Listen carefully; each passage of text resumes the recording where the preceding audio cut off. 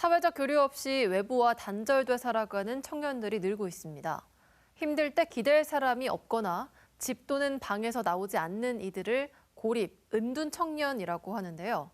대구시가 처음으로 실태를 조사했는데 2만 명이 넘는 것으로 나타났습니다. 왜 청년들이 스스로를 가두는지, 또 대책은 무엇이 있을지 변예주 기자가 집중 취재했습니다. 30제곱미터가 되지 않는 작은 집 안에 쓰레기가 빼곡하게 쌓였습니다. 이 집에는 30대 여성이 혼자 살고 있습니다. 사회적으로 고립 은둔 청년으로 분류합니다. 이렇게 방치가 된 거는 4년 전에 어머니 돌아가시고 나서 그때부터 우울증이 시작이 됐고 이제 그때부터 집이 이제 방치가 되기 시작했어요. 다른 사람을 만나는 게 버거워 집 안에 스스로를 가뒀습니다. 1년 전 청소업체를 불러 집을 정리해도 그때뿐이었습니다. 그래도 이 여성 살고 싶다는 생각이 들어 온라인으로 행정복지센터에 사연을 보냈습니다.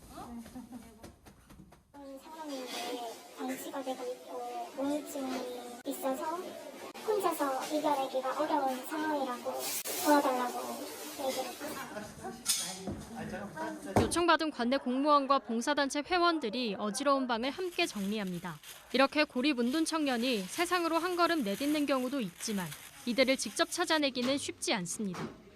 사회 문제로 인지하는 게 아니라 가정교육을 제대로 시키지 못한 한 가정의 문제나 개인의 문제로 축소시키면서 이웃이나 가족의 손길이 필요한 이유입니다. 이제 새로 시작.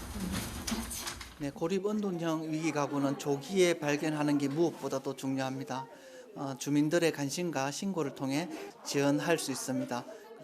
대구시는 최근 용역을 의뢰해 처음으로 사회적 고립 청년 실태를 분석했습니다. 대구에서 생활하는 고립 은둔 청년은 2만 1천여 명으로 추정됩니다. 19살에서 39살 이하 청년 58만 4천여 명 가운데 3.6%입니다. 고립 은둔 위험이 있는 청년까지 더하면 그 규모는 4만 6천 명으로 늘어납니다. 한국보건사회연구원은 지난 2022년 기준 전국적으로 고립 은둔 청년 수가 54만 명에 달할 수 있다고 추정했습니다.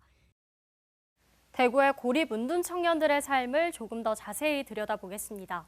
고립 은둔 청년 19살부터 39살인데요. 나이를 보면 20대 중반에서 30대 초반이 65.7%로 가장 많습니다. 85.5%는 대학을 졸업했고요.